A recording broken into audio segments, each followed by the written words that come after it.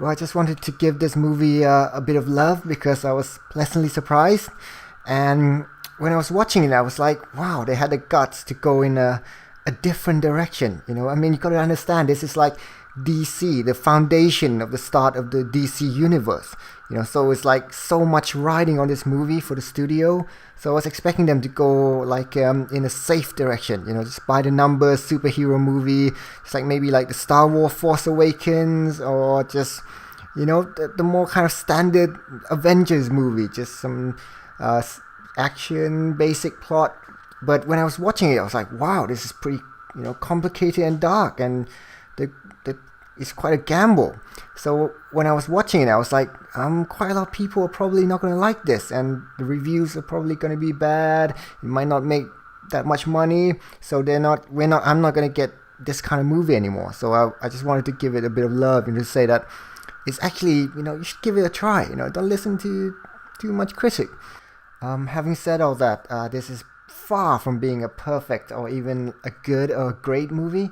There were just quite a lot of things that are wrong with it, like the editing, how the story came together. It just all seems a bit disjointed.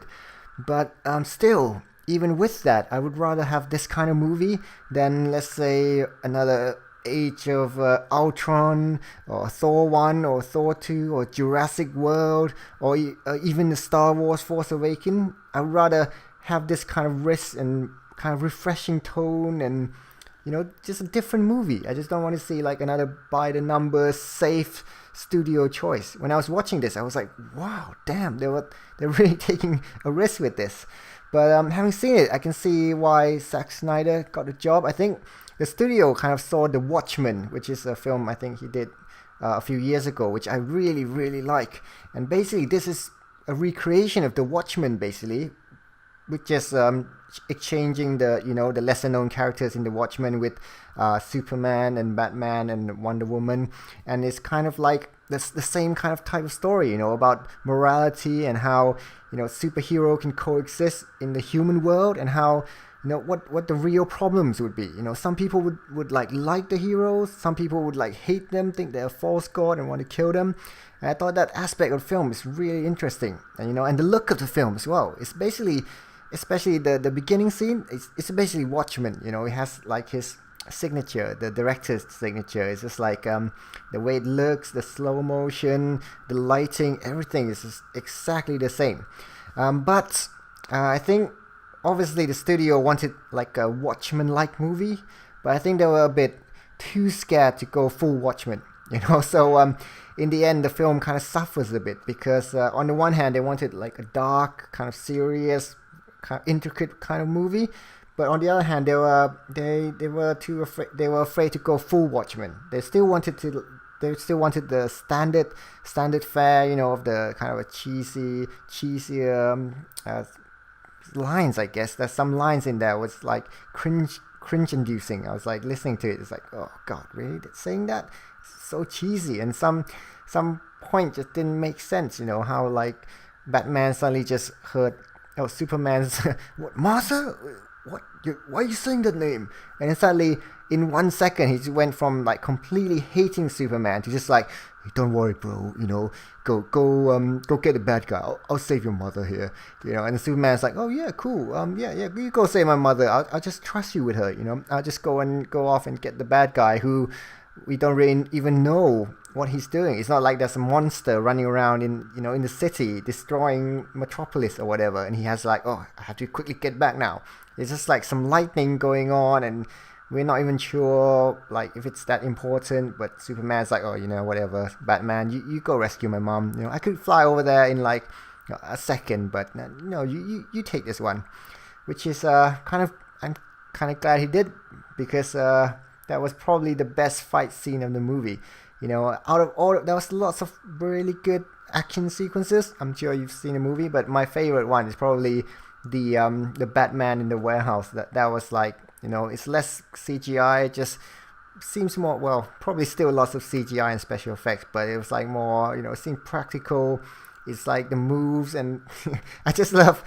One thing I love about Batman this movie, which a lot of people are probably, especially fans of the comic, are not going to like, is that he just he just doesn't care, man. I mean, he cares a bit. He's not like a psychopathic killer. Like I've seen a lot of kind of reviews and everyone's saying like, what the hell? Why is Batman like a psychotic killer, just killing everyone left and right? But no, I think he's quite logical in his approach to fighting crime. I mean, in some previous movies, Batman just was like he's so has such a high moral code that it's become annoying. It's like sometimes he would not kill criminals when it would cost innocents' lives. And he would just like avoid killing them at all costs when it could like hinder his mission to save people. You know, sometimes being shot at, he couldn't like retaliate. He had to like hide behind walls and stuff, and couldn't like dispatch bad guys as efficiently as he could if he would just like fight back with a gun. But in this one, it's like, no, man, if you're gonna shoot me with like a machine gun, I'm gonna take you down. I mean, and it's quite clear. I like it how they made it so clear that people died. Like the guy is shooting up at him with the plane. He just came down, just mowed that mother thing, just like, okay, I mean, he's dead. You saw the bullets going in, the explosion. There's no way that bad guy is alive. But I mean, they didn't go full like psycho mode, because like in the warehouse fight, you saw him. Yeah, he kind of disarm people if he could. He wouldn't kill them unless it's absolutely necessary. And even when he's fighting for the gun, machine gun, he was spraying like wrestling control the gun and spraying bullets everywhere. They kind of showed that all the bad guy kind of dodged the bullets. And then from there on, when he's throwing his like bat boomerang thing, he was like hitting them in the hand, and when he's shooting his grappling gun into the guy's shoulder and stuff, he didn't like kill them, just like kind of disarm them. But you gotta love that move when he like shoot the grappling gun through the guy's shoulder, pull him in, just smacks him down, and then just broke another guy's arm. I was just like, wow, I just love it. This Batman is cool, man. It's like Arkham Knight Batman. And speaking of Arkham Knight, basically this movie, if you've been around the DC universe for a bit. I mean, I'm not like a DC fan. I've seen a few animation, played a few games. It's basically the plot of the movie is kind of basically taken from several different sources, and just kind of jammed together. So you see like the Batman Return comic where Batman fights Superman. That's like a really popular one. So they basically thought, oh yeah, we have to have that fight in the movie. And they also took some part from the comics where Superman fought Doomsday at the beginning of the comic, and he dies and then he comes back to life. They kind of brought that element in as well. So obviously the Superman died in the film, and well, he was basically came back to life at the end. You saw like the Third Rising. And also they took some aspect from the game as well. I mean, the fighting, definitely, I think they took from the like Arkham Knight, Arkham Asylum series. Just the way Batman just like jumping around, punching people, rolling left and right. It's really like so similar. And also some story element from the other game, Injustice: Gods Among Us. In that one, I'm not sure, this might be less familiar to a lot of people, but I think part of the story element is in this one as well. When he has that dream in the kind of in the deserted metropolis, how do you call it, when Batman was going to buy the kryptonite in his dream, with the army flying and stuff. It's like basically in the game, okay, I'm going to spoil future movies if you haven't seen the game, so maybe you wouldn't want to listen for 30 seconds, okay, and then I'll just spoil quickly. But basically, in another dimension, Lois Lane got killed by the Joker, and well, he kind of tricked Superman to killing Lois Lane himself, and then Superman basically went mad and started having his own army and stuff, and going around killing other heroes and all the innocent people. So basically, that kind of reminds me of the that story arc where Batman kind of has to fight Superman then. And also there was some other ones like maybe the Flashpoint paradox, where Flash came back in time and tried to warn people and stuff.